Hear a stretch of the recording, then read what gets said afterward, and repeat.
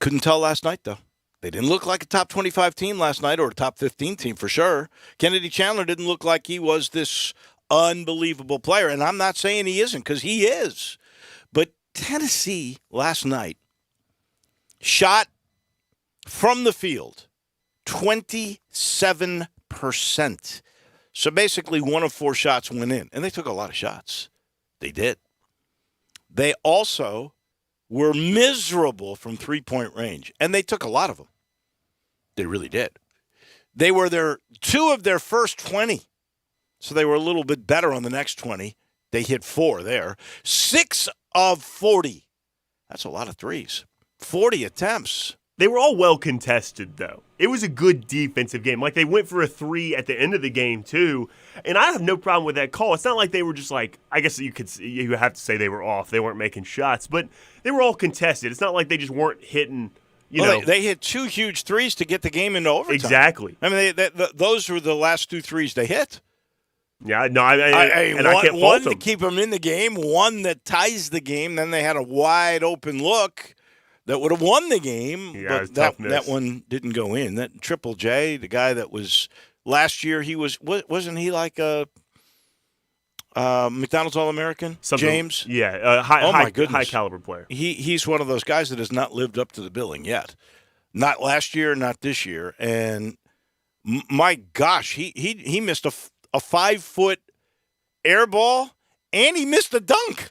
Oh, I thought he tore his ACL. I did too. I thought he was really injured. Me too. And basically what happened there, I think, you're the coach, but, and I really didn't get a good look on the replay, but it looked to me in real time, he goes off the wrong foot and didn't get the power to get up, and so, and lost where the rim was. I mean, he was totally off and missed a dunk. I'm glad he was okay, because I was laughing hysterically when it happened, and I would have felt really bad if the guy was seriously hurt. No, he wasn't. Luckily, it's funny. He wasn't. So Tennessee loses last night. Their second loss. They end up losing in overtime. Texas Tech really led the whole game, 57-52. So now they've got 2 losses. Maybe that roughs them up a little bit for coming to Nashville in a couple of weeks. If you had the under 110, you hit that one yesterday. I don't know. It wasn't 110. It had to be 120, 130 or something. Oh, it had to be 130. Under 110. I don't know what it was. Yeah, you're right. Well, I think it was Jay Billis who said, we're going to overtime. That means one of these teams will get to 50. That was a pretty good line. James Madison last night. They beat Virginia. Virginia now has 3 losses. Virginia was ranked in the top 25 preseason, weren't they? I mean, they came right up off the bat and they lost to Navy. I think so. You knew they weren't going to be as good, and usually they're a young team, and you can't tell me that Bennett is not a great coach. No, he's already won a national title. Right. He's had number 1 seeds. He did lose the only time a 1 to a 16, and that was the last 16 too. That was the 68th team in the tournament that they lost to. But bottom line is, we know he's a good coach. And he's won a national title. And his team has lost to Navy and now to James Madison last night. So, man, I watched a lot of hoops last night. I watched the team the Grizzlies will play tonight. They have a tough back-to-back after last night. They do. And they lost in heartbreaking fashion at home, Dallas did, to Brooklyn. And, Brooklyn has Harden, and Brooklyn has Durant, and Brooklyn is the best team in the Eastern Conference at the moment, and maybe they are the best team in the Eastern Conference, period. Wouldn't dispute that. But, my goodness, Luka Doncic, even though you look at his numbers, what do you have, 28 points last night, 6 rebounds, like 8 assists or something? Good numbers Those in the box numbers score. Look good. He does not look good. He looked terrible in the fourth quarter. And now, if you look at us, and you're not clashing today, I'm really happy to say. Yeah, thank you. But if you look at us on Twitter or on Facebook or on what other things we're on, what are they? YouTube, Twitch, you name it. Twitch, okay. I got to get them all down one of these days. I'm just glad that we are. We're up to date with all this stuff. I'm not, but Flynn Broadcasting is. If you look, I am not one to talk about weight, which is why, by the way, I'm going to Mandu today, signing up for Mandu. And, of course, I got Tommy Gerber. I just got to get back into the gym. I've had some disc issues and everything. I got a million excuses, but I'm going to do this. Anyway. And the pandemic. I mean, everybody. Yeah, mental health issues. Just the will to excel. Anyway, Luka Doncic looks fat. As he always kind of looks chunky. Whoa. So last year he finished the year and was listed at 230. You know what they say? And he's still listed at 230. You know what they say he weighs? I can't even. 255. Over 260. Oh my gosh. That's why he didn't look good in the fourth quarter. He got tired. He admitted in the post-game press conference he's got to do better. So here's this 260 guy who got tired last night that has to play tonight against the Grizz. You realize the Grizz are 4-point favorites in that game tonight. And playing the best defense I've seen him play in 3 years at least. Triple J is a big part of the way they have improved defensively. That's a good sign. And do you realize right now the Grizzlies in the Southwest Division have a 2.5 game lead on the team they're playing tonight? If they beat the Mavs tonight, that's 3.5 games. Now, I know we're only a quarter of the way through the year, but that lead looks pretty good. No, it does. And I mean, I'll tell you what, I love Jason Kidd as a player. I was a big Jason Kidd fan when he played, but I think there's a noticeable difference. And I know there's a coaching change, so you got to give it time, blah, blah, blah, everything you're supposed to say. But there's a stark difference in the way this team plays with Jason Kidd as the coach versus the way they were playing with Rick Carlisle. Well, you know what? Rick Carlisle's really a good coach. One of the best ever.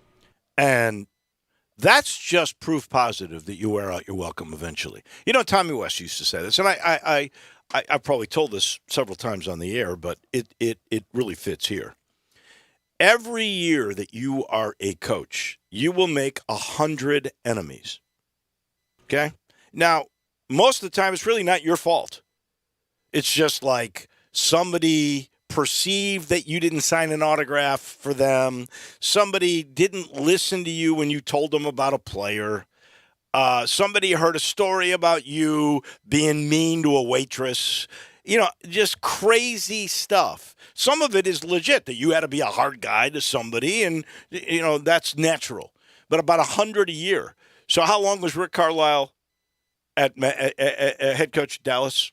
Oh, I did 10 years. At least, right? At least. So that's 1,000 people now no longer in your corner that are probably within the organization. And now with social media, it gets even amplified. So, guys who stay for a long, long time, like even Pop, I'll guarantee you, I haven't seen it, but I'll guarantee you that there are message boards in San Antonio that are now saying Pop was the greatest, but he's lost it. He doesn't have it anymore. He's too old. He doesn't have the fire anymore.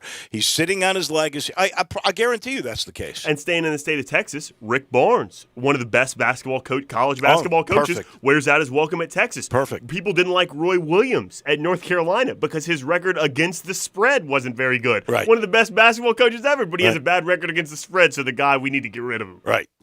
No, you end up over time wearing out your welcome. In this day and age, especially with the amplification that you get from social media entities, it's impossible. It really is. So I really understand that, and it's too bad because Rick Carlisle was truly a great coach. And the bottom line is the only thing that saves a coach with longevity is championships. You got to keep winning championships in order to do it. Otherwise, you're going to get too old, they're going to say. Yeah. I promise you. I see exactly the way this is working out. And Jason Kidd, I thought he was a good coach before when he was at Milwaukee. Mm-hmm. But you're integrating a whole bunch of different new philosophies. And their front office didn't match with Carlisle either, because Carlisle is very schematic-driven and basketball-driven. In their front office, Mark Cuban's hired a bunch of analytics guys. Exactly. And so it just doesn't mesh. Yeah. And we'll see if this meshes, because they are going to go all analytics. And, that makes sense for a team that is run by sort of an analytical guy in Mark Cuban who looks at numbers and details and things of that nature. So we shall see. The other aspect to me is that I think, and I thought he was really going to be great, but I think Porzingis has been overrated. Yeah, I mean, especially with the way the construct of their team is. I mean, he's 7-footer. He fools everybody into thinking he's a post player. He's not. The way he develops, it must be something in the development in Europe. It goes back to probably like ingrained in the way he plays basketball. Is he's a guard. He thinks he's a perimeter player. And, it's a fair criticism that it hasn't worked out for him. And I think maybe they thought they were getting something different than what they were. His nickname's the Unicorn, and it's accurate. I've never seen anything like it. I thought that was James Wiseman's moniker. Oh, is it? Yeah. Well, both of them. They're both unicorns. That's well, I guess you can't have two unicorns, an oxymoron, right? You right? can't have two unicorns. Yeah, can't have two unicorns. It's unique. It's only one. That's a good point. I would have to say that at this point, if one guy is going to claim it, it would be Porzingis, because Wiseman, who played 3 college basketball games, how many pro games has he played in? Less than 50, right? Oh no, not close to 50. Not at all. It's like 25 or so. Not even. Yeah. I mean, how many games did he play last year? That would be it. Right. The very beginning of the season, then he was out. Yeah. The rest of the way. Yeah. Yeah. I don't think he's played 20 games. I think you're probably right. Wow. I was hedging my bets a little bit. So we got to give that. Porzingis owns it, at least for the moment. Yeah. But you're right. I mean, and it's hard. Like yesterday I saw a report, and everybody was saying this, because the Pacers put out there they want to trade Miles Turner and Karis LeVert and Domantas Sabonis. And the Mavericks made the early run to maybe go after Miles Turner. Well, the thing with Porzingis, I think Sabonis is a pretty good player, too. That's what Zach Boyd said as he was walking out here, too. And Sabonis is an excellent player, but when you have a 7-foot guard, essentially, and it's not like a Kevin Durant 7-foot guard, because he's kind of a post player. He doesn't move very well. He's not Kevin Durant. Not at all. He just doesn't move very well, and he can't guard 4s. He has trouble guarding 5s, has trouble guarding 4s. How do you mesh a big 5 with him on the floor? Right now they play Dwight Powell with the 5, who's like a 6'9" center, and that works well with him because they can switch back and forth between 4s and 5s. It's a good complement. But when you add like a Miles Turner or another big guy that's like his size at the 5, now you're going to have trouble switching those positions. Dallas needs to make a move, because they're under 500 for the first time. Yeah. And if the Grizzlies win tonight and they're favored to do so, then they got to. They'll have a 3.5 game lead on them. Yeah, yeah, and so it could be 5 straight wire to wire. Well, except for being tied once, 5 straight wire to wire. Well, right. That to me is they've never been behind since Ja got hurt. That's how I put it. It's unbelievable. They've never been trailing in a game since Ja Morant got hurt. So let's go back 5 games, and if I throw out that possibility, what do you think Vegas puts the odds on that? Oh, 1,000,000 to 1? Yeah, no, I'm rich, right? As high as they are allowed to go. I'm rich. I'm almost as rich as the $50 billion Bitcoin guy. It's something. I mean, and people I've seen on Twitter a lot, and I'm guilty of this as well, so I got to throw myself under the bus, is they're not playing all these teams at full strength, but the Grizzlies also aren't at full strength either. So, it goes back and forth, but either way, you got to be happy with 5 wins. And I think when you're in this situation, Dave, and you might agree or disagree with this, I think all the credit has to go to Taylor Jenkins when you're winning games with an understaffed team, essentially. Right. And you haven't dropped the ball at all. You're playing bench players more minutes that don't play as much, and there's no discernible decrease. In fact, you've gotten better at defense as he's gone out. I think all the credit has to go to the coaching staff in this case. I don't disagree. I think Taylor Jenkins is doing a heck of a job. No doubt about it. There have been a couple of instances where I wondered about things like putting the ball in the hands of a guy who's missing free throws or missing shots at that moment.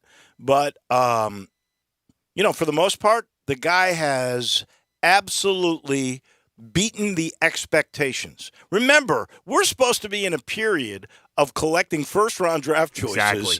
and this is supposed to be transition. It's not like a 3-year plan like Michael Heisley had, but and I've got to say this because he gets a lot of credit, but there have been some that have backfired, some of the moves that he's made, but most of the time, these moves have been brilliant. Zach Kleiman deserves the credit. I will tell you, I thought this year he had slipped.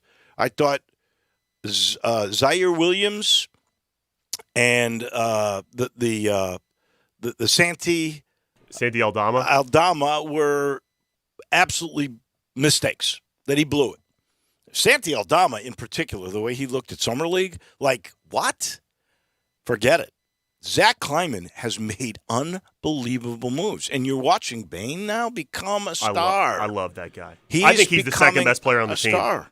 I think he's the second best player on the team. Well, he might be.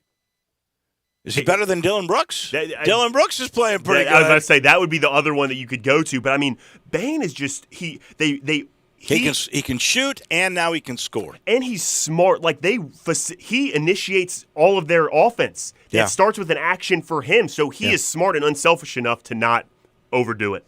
All right, let me before we do our what the crazy thing, inane things that coaches and players can say, and we're a day late on this, but that's on me. That's okay. We've got it coming your way here in just a minute. I do want to congratulate my friend Doug Brown, the general manager of the Peabody Hotel. I guess I should congratulate him for a couple things. You know, he made the semifinals of ballroom dancing, and he just took it up like 2 years ago and went all the way to Vegas and made the semifinals. But that's really not what I'm congratulating Doug Brown for. Doug Brown became the new chairman of the Greater Memphis Chamber Board of Directors yesterday. He's succeeding my other good friend, Willie Gregory.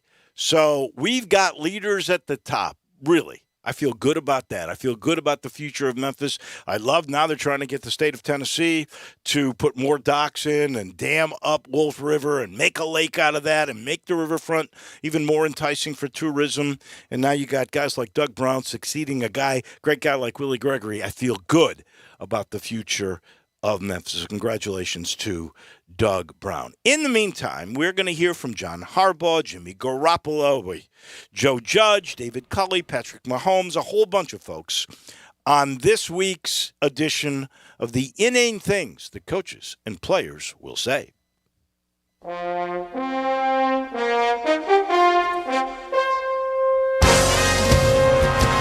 Game of inches. You saw the Pacino speech and then you give him Sunday, right? There you go. That's football. Good, bad, indifferent, whatever it is, and you know that whole football game comes down to one play at the end. We got to make more plays, got to take advantage of the opportunities in front of us, and got to make sure that we capitalize on opportunities when we have a chance to go ahead and make big time, swings in the game. Our job for our quarterback is to get us in the end zone. We have spurts where we're really good, and then we have spurts where we kind of have these we're not scoring, we're not finding ways to finish drives. So definitely as a competitor, you want to be better. I thought we did a lot of good things offensively. That drive at the end of the first half was really good. We just didn't finish it. It's part of being a backup quarterback. You got to stay prepared and be ready for whenever your number gets called.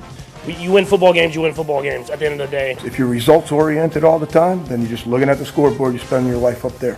So there's a process to what we try to do. There's a process to improving every day. We're all dialed in. We stayed zoned in on what the task was. Nobody blinked.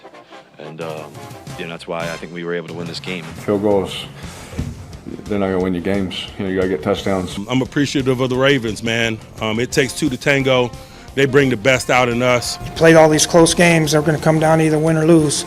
And, that's just the way the NFL is. So we have a saying in there, man, not too high, not too low. Man of wisdom avoids all extremes. Have some fun, enjoy yourself, get some rest, but use good hygiene, just do all those things. Just be smart and do the right thing. Those moments, it gets thick. We don't need to be discovering ourselves and figuring out what we need to run at those moments. And so we pay respect to those moments with how we practice. And so, when we make calls, everybody can anticipate the call and they can communicate and do the things that you need them to do when that air gets thick. Marvelous job of just hanging. Horrific by me. Horrific. Coming out of a timeout and then having to take a delayed game and then we missed the extra point on top of that. So that was all on me. Well, I wish I had all the answers and I'd give them to you. I don't know the answers other than I know this, that you're going to keep swinging and keep working together. We're searching for answers right now. And how do you find answers? You go to work and we're going to go back to work. I don't mean to be redundant in coach speak, but there's nothing else I can tell you. Hell yeah, man. It's awesome, dude. We got great fans here. Every time we travel, man, they show up and show out. Honestly, when it's December, everything kind of feels like a playoff game. Yeah, dude. That's why I wear short shorts. Them legs, bro. Phew. Last week was last week. This week was this week. Next week will be next week. Really, Mike? Mike Tomlin with that great insight. That, by the way, the guy with the short shorts. Gardner Minshew. Gardner Minshew. Gardner Minshew is one of the great stories of all time. You realize that Gardner Minshew, they ran him out at East Carolina. They didn't realize the gem they had. Then he was going to learn to be a coach. And he ended up in the right situation. And the guy said, well, you're not you need to go somewhere where you can play. That guy's got great heart. I mean, I love he just wears emotions on his sleeve. Yeah. I love that guy. I almost feel sorry for Urban Meyer. He's actually trying to be nice, isn't he? He's the one that was saying, I wish I had all the answers, and I give them to you. Give them to you. Yeah. I don't know the answers, and that's true. He's got a long way to go. And he inherited this. Remember, especially in the National Football League, you have to have a great coach. And Bill Belichick showed that the other night by just changing everything he did and run the ball except for 3 passes, right? All but 3. And unfortunately for the Bills, Sean McDermott wasn't smart enough to adjust. Apparently not. Okay. So you do have to have coaching. You have to have X's and O's. But for the most part, just like the NBA, I think, it's the players. The players really make it. And if you don't have players that are of NFL quality, like Urban Meyer at Jacksonville, you're not going to win. It's absolutely It's just true. that simple. You're not going to win. Absolutely. Every week. So there you go. And John Harbaugh quoting Al Pacino in Any Given Sunday. That was nice. Did you like that movie? I love Any Given Sunday. I love it. I thought it was an okay movie. I mean, it wasn't a classic. A little overly dramatic. It was all right. It was just okay. And those are the inane things that people, coaches and players, will say as they explain away either their successes or their failures. So we mentioned, I don't know if we've even mentioned who we've got coming today. Stats Norsworthy, we may not have Jarvis Greer today. He just texted me that they got shoot-around today for the Grizzlies at the time he's normally in. So we may not have Jarvis Greer. We'll see as it plays out. I'm sitting, as I said, in the Family Leisure studio. You know where that is. That's here at the Flynn Broadcasting Center, but that's not where you need to go. There was a guy, actually, that went to Family Leisure expecting to see us there every day. He was mad when we weren't there. That's what they told me. Well, we're actually not there. But what is there is a great sale. It is the Christmas sale. The arcades are up to 25% off. There is unbelievable price on my favorite thing, air hockey. I wish I had a little bit more room in my home. I'd put an air hockey thing. It's like if I had a game room. And wouldn't you do a combination like game room, video room? Doesn't that make more sense? It's a little more square footage, but it makes perfect sense to me. I would have air hockey.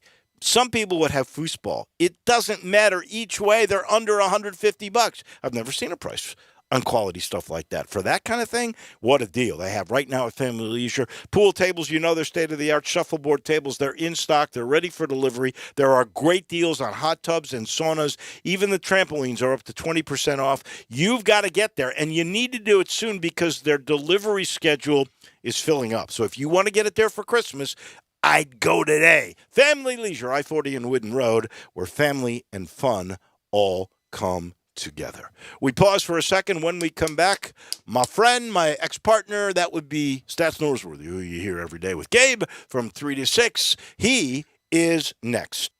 Hi, this is Eli Savoy from Sports 56 Mornings. I want to wish all of you a very Merry Christmas and a Happy New Year. I hope everyone has a wonderful holiday season. And don't forget to join Greg Gaston and me weekday mornings from 7 to 10 right here on Sports 56 and 98.5 FM. Bartlett Small Engine has been serving quality power equipment since 1970. They have a full line of power equipment, parts, and services for most makes and models. Bartlett Small Engines has the best brands in the power tool industry: Honda mowers, trimmers, and generators, Steel blowers, trimmers, and chainsaws, Echo trimmers, blowers, and chainsaws, plus quality products from Red Mat and Shindawa. And they're all American made. Bartlett Small Engine is your can-do store. 6780 Summer Avenue. Call 901-386-9779. Everyone who knows me knows I love holiday shopping. I mean, with the deals at Kohl's, how could I not? I got 40% off Cuddle Duds throws for movie marathons, 40% off outerwear, and got an Amazon Echo Show 8 so the kids can bake with Grandma. The best part? I saved an extra 25%, and because I spent over $50, I got an extra $10 off. What can I say? 'Tis the season for great savings. Select styles. Offers end December 8th. Some exclusions apply. Amazon coupons do not apply. See store or Kohl's.com for details. I'm Gary York. I'm the service director at Lexus of Memphis. Our service department wants to be more than just a place where you get your oil changed. We do glass repair, windshield replacement, recalibration of your camera and sonar systems, even wheel repair, tire replacement, all the things you would expect from a luxury automotive dealer. Please check out our website. You can schedule your appointment, check out our specials, hours of operation, or if you'd like to do it in person, please reach out to one of our associates at 901-271-5199.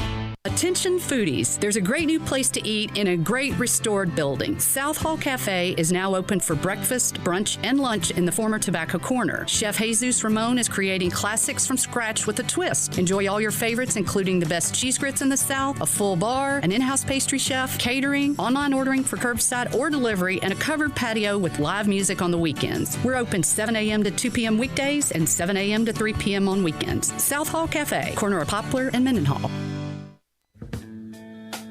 Now, back to Wolo and Friends on Sports 56, presented by Homer Skelton Hyundai. Here once again, it's the voice of the Tigers, Dave Woloshin.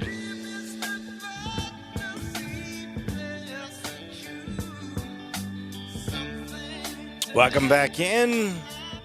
Our title sponsor, as the announcer man said, is Homer Skelton Hyundai and Genesis of Olive Branch right there at Highway 78. And Craft Road, that's the number one exit. Turn left when you're there. Go see Chris True and all the gang. Once you start talking, you'll understand. They have set the standard for the way car business should be done. They've got more cars on the lot. Now, I passed it by the other day, and I was thinking to myself, ooh, it's not quite all the way back, but it's getting there. Go check them out. You'll love it. That is Homer Skelton Hyundai. And this portion of the show brought to you by Old Dominick Distillery. Cool things, two of them that I really enjoy about this. One, it's really a part of Memphis history. It's the distillery right on Front Street. And if you go for their what they call sensory journey, which is a tour of the distillery, it's really kind of neat. 45 minutes, you learn about old Domenico Canali, who came to this country with nothing, and now the rest is history. He founded this thing, and you'll learn about the craft of how they make these spirits from grain to glass, they call it, and then it ends up with a curated tasting of the portfolio, which you'll really and truly enjoy. 45 minutes, and it ends with this reward. How can you beat that? Oh, and check out their bar. If you're looking for something a little different late at night, they've got this beautiful, elegant, but not stuffy, they say. It is a bar right there at 305 South Front Street where you can try the portfolio of spirits. And if you can't get down there, heck, go to your favorite spirit shop. They've got it. Old Dominick. I don't want to say he's old, but he's an old friend. That's how I'll put it. We are joined now by Brett Norsworthy. I don't think I've talked to you really on the air anyway since the win in the Egg Bowl, so congratulations on that. And your securing of a spot in the Sugar Bowl. That would, to be punny, that would be very sweet. It is very sweet, Dave, and really great to be with you. Yeah, we visited last week a little bit about it, and I'm so glad to be going back to the Sugar Bowl. In 2015, at the end of the 2015 season, that was the first time in 46 years for Ole Miss to go to a Sugar Bowl, and now to be back with this frequency and truly to where and back with the NCAA investigation and coaching changes and all the controversy that came with it post the last Sugar Bowl. This one is a little sweeter. This one's a lot sweeter for me. I just can't wait to go, and I think Lane Kiffin winning 10 games with this team was just a work of genius. Oh, yeah. Because without Lane Kiffin, without Matt Corral, that was about a 5 or 6 win team. I agree. I think very his fortunate to win 10 scheme, ball games. and don't forget all the injuries to the receivers, which put that pressure on Matt Corral to figure out things to do. And I hope you're all healthy because this Baylor team is really going to be good in that Sugar Bowl. Baylor's favored. Well, the thing I got from Jimmy Shapiro says you guys are by 1.5, and the over/under is 52.5. I don't know when you got that from Jimmy Shapiro, but this morning Baylor's a 1.5 point favorite. Wow. I promise you, see, you say Shapiro, I say Shapiro. I'm not sure which one. He says Shapiro. He says Shapiro? That's why I say it. Then that's what I'll say. Okay. Yeah. Yeah, I got this like 2 days, maybe a day and a half ago. I got this. So the line It moves fast, Dave. Boy, it sure does. So Baylor's now the favorite. But Matt Corral's going to play, right? He's not opting out. No, he's set to play, and right now I don't know of any opt-outs. I'm not saying that there won't be, and if you had, I'm not saying that Matt wouldn't if he had some type of, if he strained a quad or something, a ham, something in, some type of strain or pull in the bowl prep, he might opt out because you look at the NFL mock drafts and he appears to be the first quarterback off the draft, and some drafts even has him going as high as number 2 or 3 overall. Yeah. Is there disappointment he's not going to New York for the Heisman? I'm disappointed. I thought he would, and as you are, I'm bound to quiet embargo on how I voted. Right. I'll tell everybody on Monday and next week with you how I voted. I don't think it'll come as a surprise that when you see Matt Corral votes, I think you probably can figure out where he got some of those, but. Who do you leave out of those finalists? I would have invited Will Anderson from Alabama over Aiden Hutchinson. He dwarfs him in every single defensive statistical category. But Michigan and that brand and that power with that trophy, it is a magnetic pull. It always has been. It was enough to push Charles Woodson over the top years ago. And Aiden Hutchinson, one of the invitees, but it doesn't matter who else is invited. Right. Bryce Young's winning. Oh, yeah, there is no question. The other is all window dressing. It really is. It's to do the TV show. Yeah. That is, Dave. You're exactly right. And the bottom line is, he did it the old-fashioned way. It's a runaway win for Bryce, in my estimation, and I'm not saying who I voted for, but it's me too. Hashtag me too. It's a runaway, and he won it. He won it on the field. Look at that championship. That's it, Dave. SEC championship performance. 400 yards, 4 touchdowns, no picks. Come on. And just how he was really in mastery of the game that day. I mean, he was almost like a point guard. It was almost like a Chris Paul performance for him, playing from the pocket and moving the pocket for Alabama. But he launched his candidacy with first down and 97 yards of green Jordan Hare grass in front of him and leading Alabama on that late game tying drive and then into overtime. You almost knew if he did anything and Alabama won an SEC championship game, you could get the Dremel out and start stenciling his name on the trophy. As we go back to Ole Miss for a second, because you and Richard and Eli on occasion, y'all do such a good job with the pre and the post, and you were such a part of that family. I am amazed. I commend you guys, seriously. I mean that. I talked a little bit about the pavilion earlier in the week and how it's engineered so perfectly where you park and you come down into the arena. I think that is beautiful. But it just struck me how big time Ole Miss is, just, not even an hour away from here.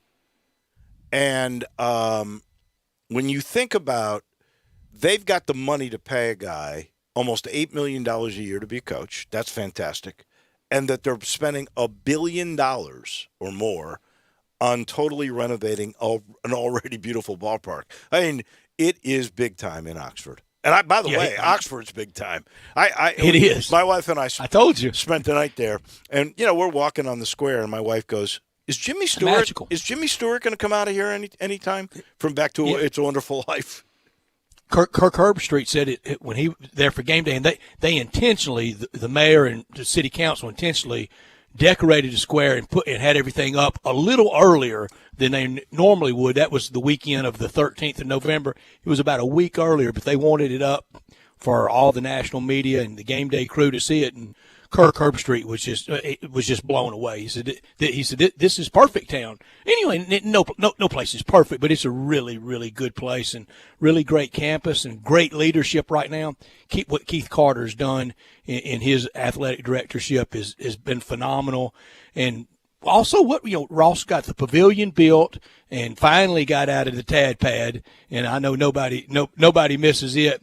And now the very ambitious project and the fundraising project that Keith Carter is off on, and it's going to basically it will totally rebuild the east and west side. The east and west side that you know of, it'll be over a 2 to 3 year period. I mean, it's all coming down. Press box is coming down. It'll be new sky boxes, new press box, everything on the east side, everything on the west side, and it'll be in phases, very similar to how A&M did it. Raised their stadium and then rebuilt from the struts up on the heels of Johnny. But Dave, you mentioned keeping Lane Kiffin. The SEC, they may lose a coach to each other in the SEC, but they don't lose a coach outside. I'm trying to think. Maybe Dennis Franchione, the last time an SEC coach left the conference to take another job. Maybe Hal Morris at Kentucky. I think he went to Baylor. But it's just not many times that those others come calling, OU and USC. They're just not going to lose them. Does Urban Meyer count? I guess not. He retired and then came back. Yeah, but to just go blast a coach out, go, by golly, we're going to go hire Eli Drinkwitz at Mizzou. They just don't get that. Now, we fire them, and they leave in scandal quite often. But Urban Meyer, a little bit in scandal. But I mean, it's actually, if we try to think about it, it's the opposite. Who would have ever thought that a coach would leave Notre Dame to go to another school, and it's an SEC school? And I think that was one thing that Oklahoma averted. I don't think for a second that Lincoln Riley took USC because he was scared of the SEC. Lincoln Riley's a big-time head coach. He can coach and win anywhere. But for OU fans, it did save a little face, especially getting ready to join the SEC. If they had to look up in a few years after they are brought into the SEC and see their coach that rebuffed them for the SEC, OU saved a little face with him going to USC because it's clear now that he wanted out. I'll be honest with you. I do think the fact that they were going to the SEC played a big role in that. He told the president he didn't want to go, and I think LSU actually offered more money from everything that I've heard. I just think it's a lot easier to win at USC. First of all, you don't have to play Alabama, can own the West A&M, Coast. right? And you can own the West Coast. And look what he's already done there. First of all, he already had inroads in California as a recruiter, and look at what he's picked up since he got there.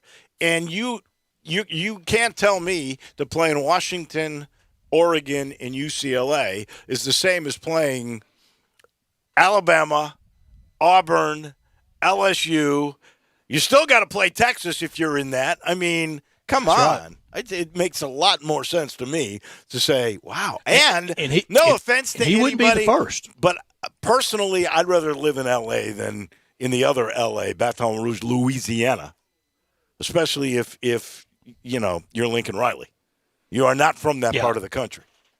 I'd much prefer to live in Baton Rouge, but that's me. But once upon a time, Ken Hatfield he didn't like any of the talk of Coach Sproles and the leadership at Arkansas, and this was fall of '89 and January of '90, and he didn't want anything to do with going to the SEC, and that's why he got out and took the Clemson job in January of '90.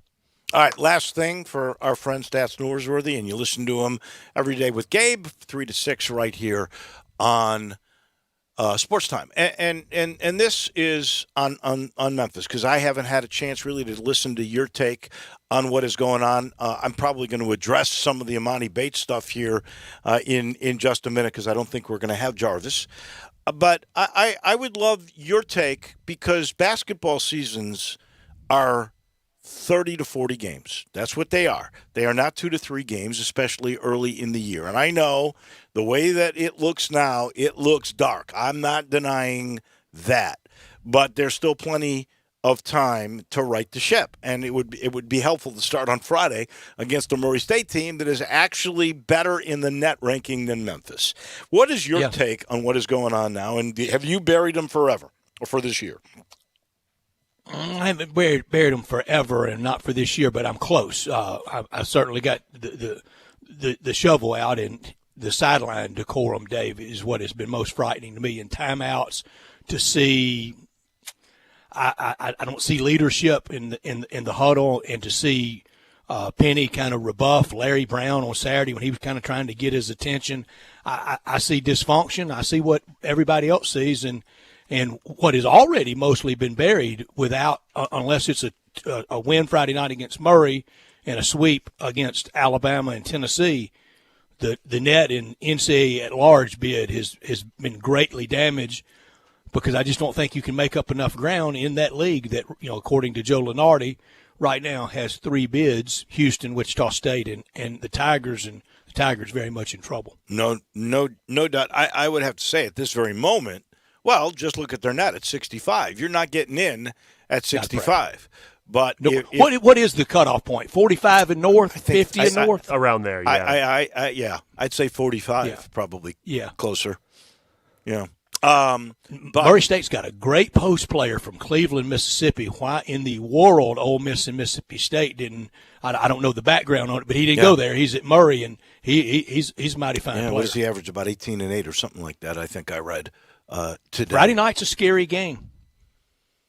Yeah. It's a scary game, and as much as the Ole Miss game was a must-win, this is an even more must-win, as must as you can get in the first couple of weeks of December. Always. Tell me why Kermit Davis got away from the zone late in the game against the Tigers. I don't know why. I haven't figured it out yet either. I don't know why. I don't think they were executing it at a high enough, like where he trusted that someone wouldn't go free or that they would not give up an offensive rebound, because they were struggling to rebound a little bit. Tyler Harris got in there and got an offensive rebound. He's the smallest player on the floor. The back of the zone was weak, and they don't run a lot of zone. And Memphis did, especially earlier in the game, Memphis was getting really good looks at the elbow or even inside the elbow. DeAndre Williams scored a couple of times against that zone, so maybe that's your answer. I'd make Memphis beat me from the elbow, though.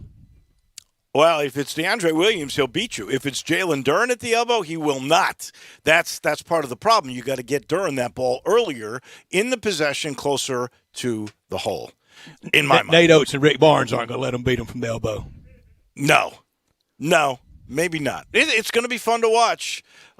Tennessee better shoot better than they did last night. I'll say that. Oh man. It was cold shooting. Boy. That was a good win for Texas Tech. Oh, it's a great win for Texas Tech. And it was really a great basketball game. And as Jay Morgan pointed out a little earlier in the show, we can all go 27% they shot, 6 of 40 from three-point range. Defense. Those teams were playing hard. Guard somebody. They were Get playing your butt hard low and guard night. somebody. There you go. All right. Go out there and do your walk, buddy.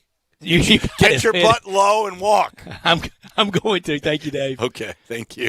That is our friend Brett Norsworthy. Make sure you listen to him today from 3 until 6. You notice your water heater not heating like it did last winter? Maybe the cold months have gotten to it. Groundwater's colder. It requires more energy to heat your water, and sometimes old and efficient tank water heaters, they can't keep up as they get older, so now's the perfect time to get a tankless, and of course you're going to get it from the best. That's Conway.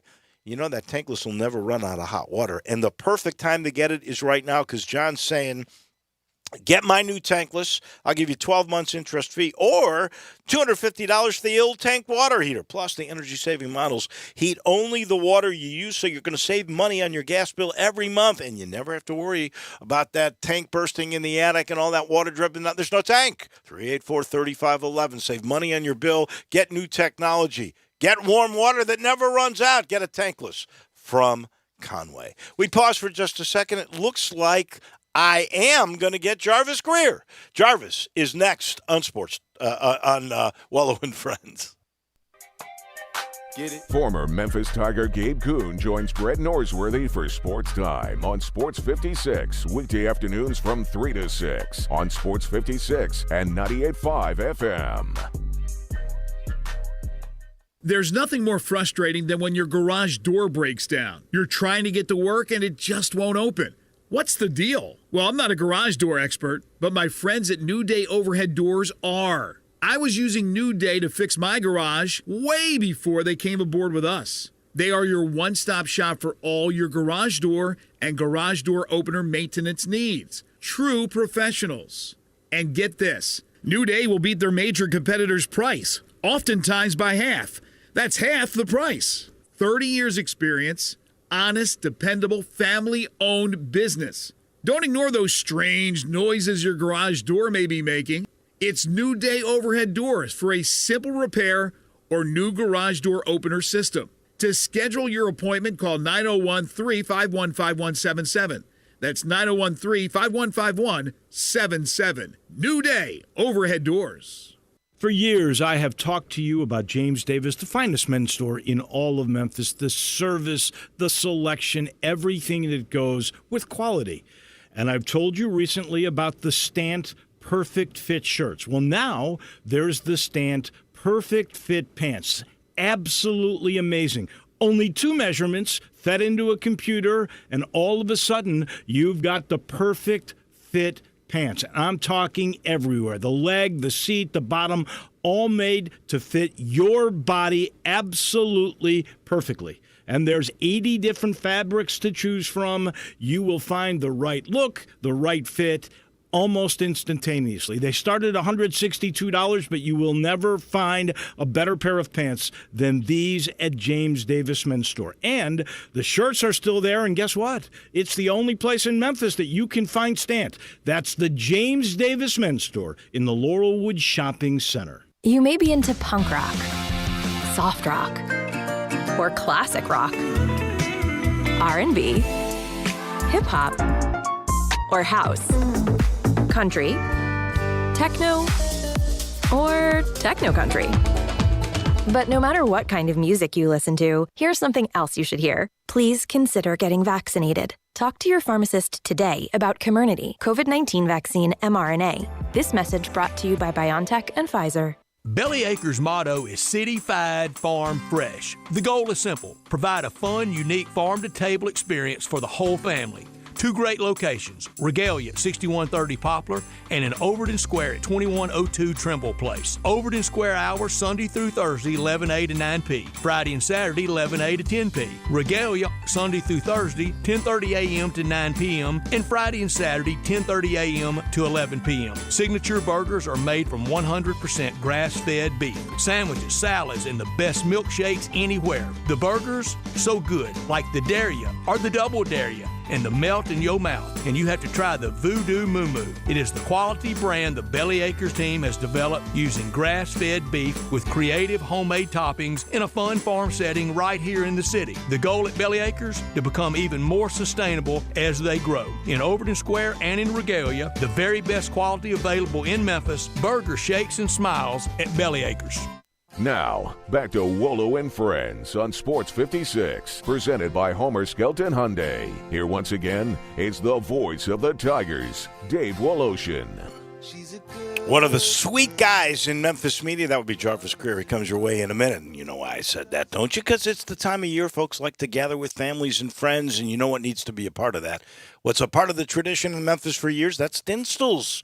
Client gifts, employee appreciation, neighbors out of town, friends and family that miss Memphis. Dinstall's right now can prepare and ship their sweet treats throughout the United States.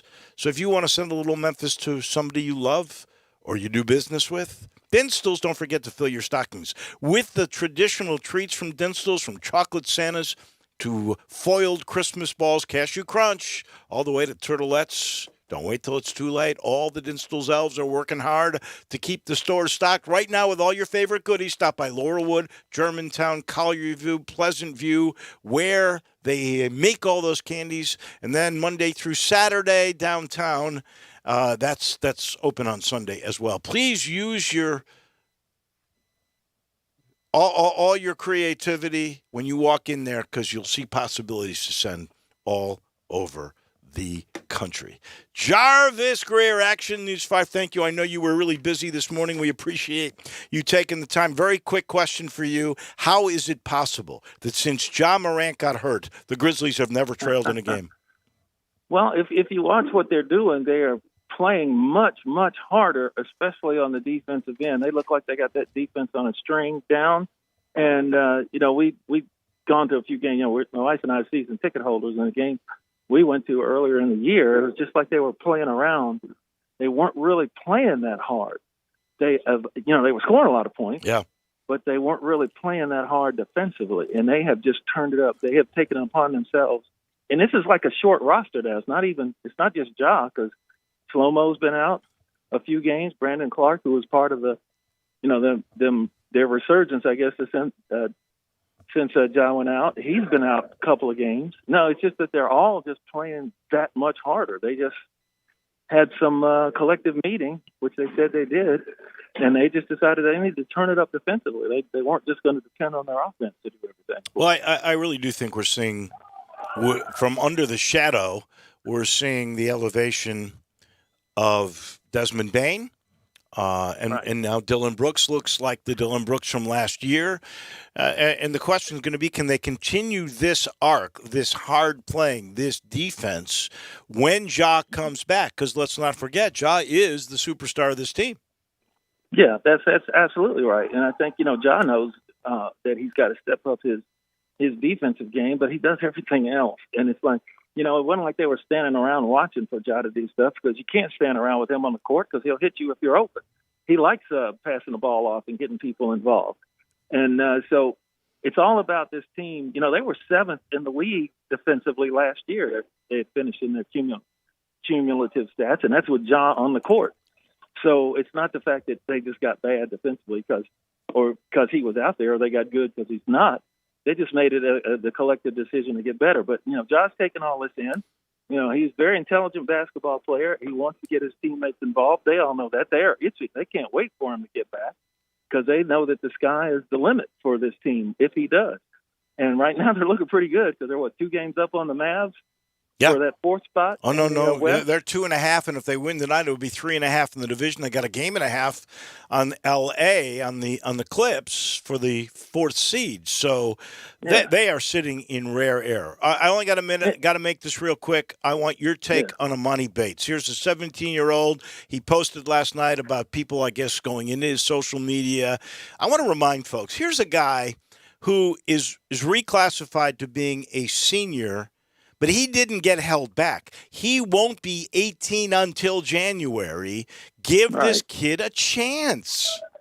Well, it's like, we're in an age now, people want to say, oh, just suck it up, be tough. And all. We're in an age now where we have all this social media stuff, and there's way many more ways to get the kids than there used to be. When you and I were growing up, Dave, none of this stuff was around. It was just you, your coaches, your mom and dad, and maybe a couple of friends. But now anybody can get at you. And this kid, Amani Bates, has been, he was a poster boy. He was on Sports Illustrated when he was 15, on the cover of Sports Illustrated at 15 years old as the next coming, the next best thing. And so he's had all this kind of, all eyes were on him at a young age. And, we've seen it with Simone Biles and other athletes that, sometimes the pressure kind of gets to you. You got to let them grow up. You got to let kids be kids, and you got to let them have, they're going to, with the youth that he has, and with Jalen Duren, sometimes you got to get the diapers ready. My thing is this. Yeah, my thing is this. A basketball season is 30 to 40 games, and the folks have put out the jury already, and we're basically 10 games in, a quarter of the way through. Jarvis, as always, thank you for taking the time. I appreciate it because I know you were under the gun today, and we'll talk next week. We're at shoot around right now. Jaron Jackson Jr. is up here talking, so I'm going to jump in here. All right. Thank you. We appreciate it. This final portion of the show brought to you by the good folks. Really one guy. It's Sheldon with Mark Spensdorf. Sheldon is the guy that works for you 24/7. This is why he's a bad golfer. He's really good at real estate. His number is 483-0546. Go to memphisrelocate.com. You'll see exactly what I'm talking about. Your house will sell with Sheldon. That does it for us. See you tomorrow. The folks at Homer Skelton Hyundai want to say thank you.